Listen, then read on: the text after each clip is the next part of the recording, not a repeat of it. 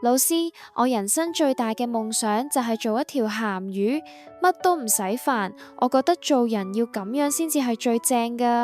呢個夢想幾特別喎，唔使返學，仲唔使考試，咩壓力都冇，日日淨係瞓覺打機，睇落好似都幾爽喎。我都明你點解會咁諗㗎，依家讀書壓力咁大，好自然就會想逃避。但係你知唔知啊？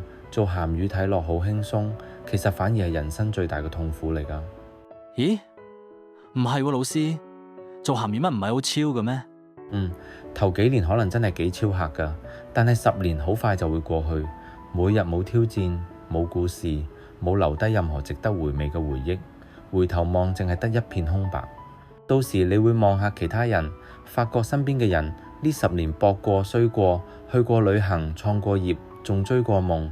你諗下到嗰陣，你究竟會覺得開心啊，定係會覺得空虛呢？聽落好似又真係幾慘咁喎。做鹹魚最大嘅問題其實唔係鹹，而係死咗，因為已經冇晒生命力。做人最恐怖嘅唔係辛苦，而係每日瞓醒發覺自己完全唔被需要，冇方向，冇回憶，冇價值。嗰種空殼嘅痛，比考試肥佬仲難受100倍㗎。